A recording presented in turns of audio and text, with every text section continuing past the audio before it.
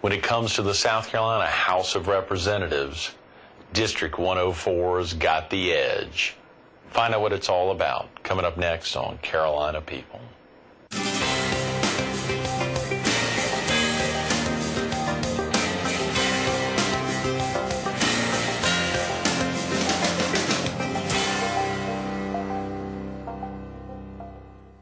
Good morning. Welcome to Carolina People. This morning we're at Advanced Audiology and Hearing Aid Center off of Highway 17 and 6th Avenue, across from the main post office in North Myrtle Beach. We're focused on public service. And we're visiting with the Honorable Tracy Edge of District 104 of the South Carolina State House of Representatives. Good morning. Good morning. How are you?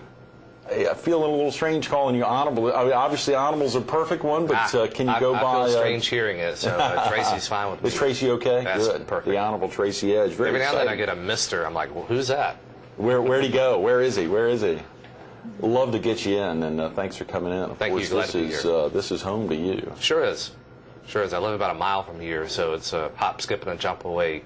Right, right. I hope you had a big Labor Day. Sure did. Enjoyed it. Absolutely. Summer is almost over, but the weather hadn't changed yet. No, it hadn't. What about this weather? Of course, it was a real hot spell the last over the last month, but sure have. Ready for cool weather. Turn for the better. What did that post office across the street? Real easy to find. Advanced Audiology. Sure is. Right across the street. Are you originally from the area, Tracy? Yeah, sure am. I've lived exactly a mile from here all my life, and my father's family grew up just a little bit further away, about a mile and a half from here. So they've been here in North Myrtle Beach, or what it was at that time, since the 1930s. Is that a family homestead? You said earlier you're about a mile from here now, and you grew up about a mile from here. I grew up in the house. I'm living in the house that I grew up in. Is that right? Yeah, I got it from my parents and remodeled it, and it's kind of neat. Are your folks still living? My father died about 5 years ago, but my mother's still here and lives not far away. In fact, my whole family, if you were to look at a map, lives within a mile of here, but we're all within a half a mile of each other. Is that right? You've got brothers and sisters? Sure do. 2 brothers and 1 sister. Son of a gun. And they're all within that same mile radius, more or less. Yeah, kind of crazy at times. Yeah, that is. You're all bumping into each other, I guess. All the time. On a regular basis. We all know what each other's doing. Both good and bad. Absolutely. And you're able to get away at least for half of the year for a couple of days a week, so that stays out of the home edge radar, I guess. Yeah, a little bit. A little bit. It's enjoyable. I have fun doing it. Had you always thought about public service, Tracy? Is that something that had been high on the radar early on? You know, I don't know if I didn't set out to do it. It just kind of happened, but it's somewhat natural that it did. My father was the first mayor of North Myrtle Beach. Is that right? And before North Myrtle Beach was formed in 1968, there were 4 separate towns here: Windy Hill, Crescent Beach, Ocean Drive, and Cherry Grove. And he was a mayor of Crescent Beach prior to that. So I kind of grew up in it. And then my brother has been the county coroner for nearly 20 years. And is that right? Was elected to county council several years before that. So it's always been around me. Mm-hmm. But opportunity just knocked one day, and decided to run for city council. And then 2 years later, State House seat opened up, and it was just merely being at the right place at the right time. Mm-hmm, mm-hmm. That's a big marked difference, though, running just for not taking anything away from North Myrtle Beach City Council, but running for city council versus running for a statewide position. It was a lot different. Right. The day after I filed, I woke up and I said, what have I done? Where am I going to get $30,000 to run with? Of course, now it's more like $120,000 to $150,000. So is that right? It's a great big difference. It's changed that much in 12 years? Sure have. Wow. Why? You know, the first time I ran, we did a lot of direct mail. Right. That was the main mode of advertising, and within 4 years, if you didn't do television, you were behind. So that added a great expense on top of it. And now television is the main mode of just about all campaign advertising. Mm-hmm. Even on the local city council scene, those guys are doing television, cable, and sure. If you don't do it, you're out of luck. You're left behind. That can often be so difficult where you're serving such TV stations, serving, as you know, this station, big chunk of viewers in the PD, a lot Sure. in southeastern North Carolina, BTW, PD, the same thing. Oftentimes a heck of a lot more folks than you need to reach, for instance, for city council. For a state house, you don't know where those, the dollars will flow from, but also, I guess, where the voters. Right. And therefore you have to cover a lot of different areas, a lot of different shows, and different networks. So Right. you wind up spending a lot more money than you originally think about. That's fascinating. Of course, a lot of dollars will be flowing into the state in the near term with the presidential big push for January 10th. Very excited the Republican Party is committed to Myrtle Beach. Yeah, I am too. And if the Democrats have their debate here too, of course I'm a Republican, but I think it's great for the area to have both of them if possible. I know Congressman Cliver and the Congressional Black Caucus is working hard on that. I guess they haven't yet set a date, but They haven't yet. I don't think they know exactly what day they're going to vote either. right. Is that right? Still a little bit undecided. But that could be, even just having one, the opportunity to have Sure. the Republican Party here is a big deal. Yeah, very much. Very. I mean, I saw what happened in 2000 and 2004 with the amount of media attention that the state got. Now just imagine all that focusing on our area. I think it's going to be a tremendous opportunity for us. In the State House, you run for, Dick Elliott was with us yesterday and the day before, and you talked about, at one time, I think he talked about Ocean Drive Beach. He had served on the council there at one time prior to being in the House, and then was he in your seat, the District 104? Was that the seat that he? Years ago, yes, he served in it. I think from about '82 to '92, and then Right. Harold Worley ran after Dick, and then Harold got out in '96, and I decided to run. So he had 2 terms, and then you have had 5 now. You're running your 6th. Working on number 6 now. Is that right? Yeah. That's fabulous. I know. Time goes by real fast. You have to run every 2 years, and I think Dick had said yesterday he runs every 4 years. Running every 2 years is difficult. Yeah. You never stop campaigning. If you're elected in November, 13 months later, somebody's announcing that they're going to run against you. So there's really no time to stop. But that's good and bad. The bad part is that you have to constantly raise money all the time, or at least worry about it. But the good thing is that knowing you have to run so often, you stay in touch with your people, and you keep your ear tuned into what's going on and what you need to do. Good. So it does keep you on your toes. Absolutely. Enjoyed meeting your bride recently. She seems like a great stalwart there, helping you out on the trail on a Very regular much. basis. It was great hearing you talk about education and the importance of education for you and your entire family, and how that's impacted. When she was talking about it, there was an educational issue of a sort that someone had attacked you for not being supportive of education, and she highlighted all the reasons why. Absolutely. She's, in fact, been at school every day since school started. Is that right? That's great. Big-time volunteer. Y'all have children in the local school system? Yeah, we do. Ages 9 and 11. Is that right? 9 and 11. They grow too fast. Yeah, very definitely, very definitely. You know, when you think about major issues for you, Tracy, are there any that really stand out, or things that our viewers would be interested in, of what you've been real active with? Absolutely. We're in a unique area as far as South Carolina goes. We're not a heavy manufacturing area, so our main economy is tourism. And when you look at our needs, they are a little bit unique to other parts of South Carolina, but we've had to spend a lot of time on highway construction, beach renourishment, dollars to promote the entire Horry County, Myrtle Beach, North Myrtle Beach area. So it's been a challenge to make the rest of the state to stand up and recognize that the needs we have here are real, but if our needs are met, that we are an economic boon to the rest of the state as well. Right. And our message, I think, is getting through very well to other people.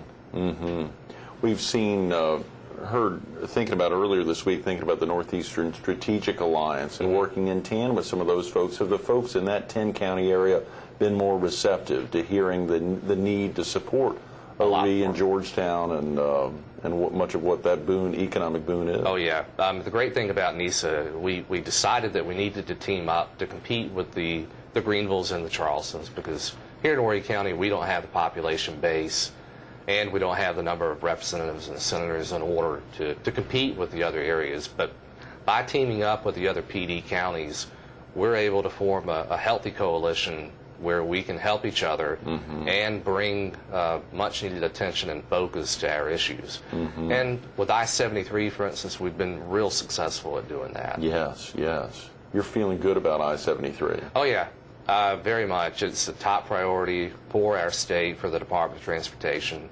Our congressional delegation has been wonderful to work with, and they're doing a lot to help move I-73 up in the national focus. Right, right.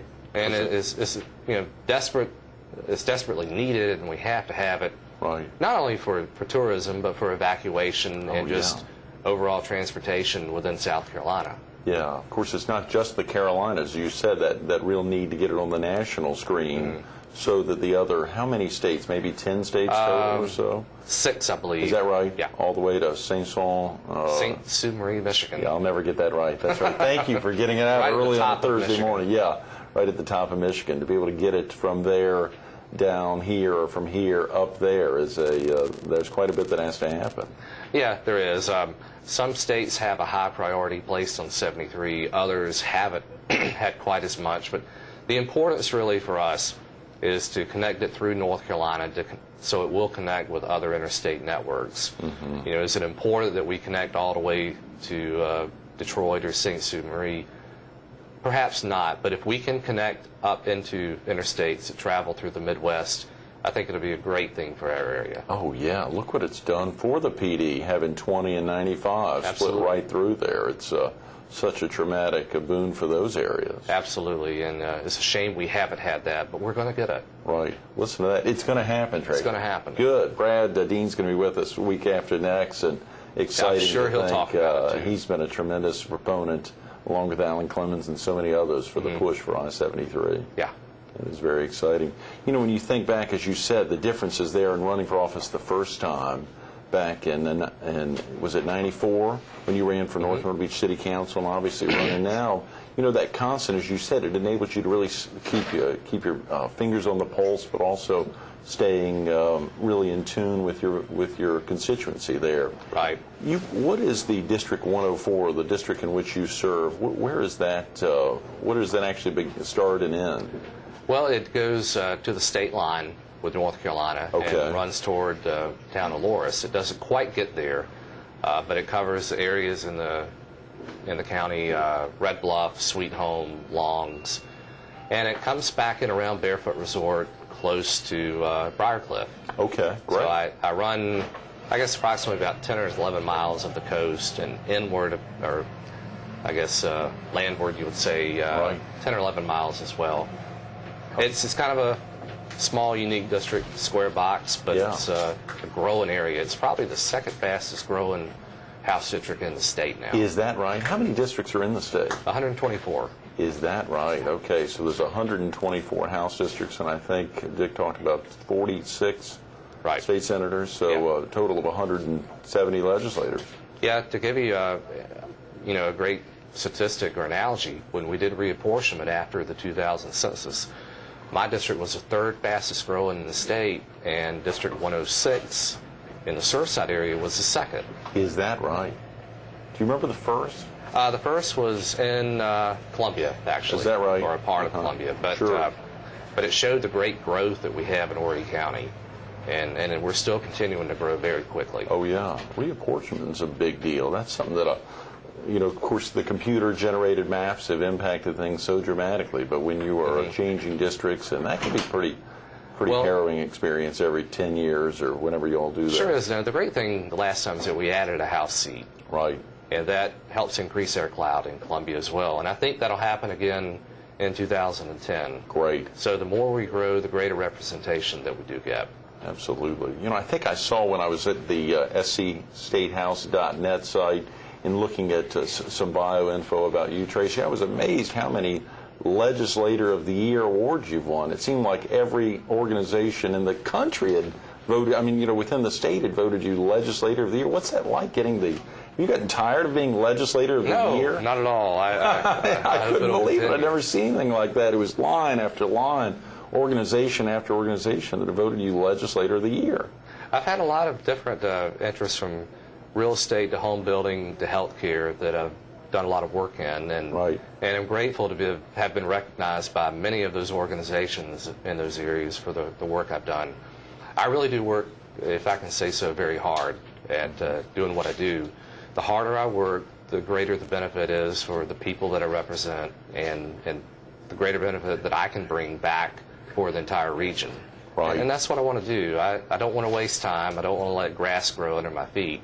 So I enjoy the work, and working hard at it has provided, I think, good results for our area. When you talked about some of those groups, I also saw recently on the cover of the North Myrtle Beach Times and even the Myrtle Beach Herald, where you were highlighted from I believe, a National Kidney Association, sure was. which is pretty exciting, getting active in nonprofit groups on a statewide basis or even on a national level. You know, when you look at the type of work that those groups do, and knowing that you're contributing to their success, it's a great feeling, and it's a great thing for me to participate and play a role in. Right, Tracy. We got about 10 minutes. Breakdown for viewers, just to give them a sense of how the State House runs, or maybe even a typical day. Let's say a typical Wednesday. Sure. Is the State House an all year long? Are you up there in Columbia year round? No, we're well, actually, sometimes we're there year round, whether it's for session or committee meetings, but the focus of the work is from January to June. Okay. Constitutionally, we have to be in session during those months, and we're there 3 days a week, sometimes a little bit more depending upon the circumstances. But a typical Wednesday, for instance, would be for the House. The Senate runs on a little different calendar, but we will go in session at 10 o'clock that morning. Generally, we'll have a committee meeting or a subcommittee meeting 8:30 or 9 o'clock and get some business done before session. We go in at 10. We could be in, depending on the time of the year, to 2 or 3 o'clock in the afternoon or even later. But if there's a lot of committee work to be done, we try to break around 1 o'clock or so, grab a quick bite to eat, and then go back to our committees and finish up our work there, hopefully by 5 or 6 o'clock. But if there's a lot of floor time that is necessary, we'll stay on the floor to whatever hour of the evening in order to complete that business. So generally, whether I'm on the floor in committee, I'm busy as I can be from 8 or 8:30 in the morning on through the early evening.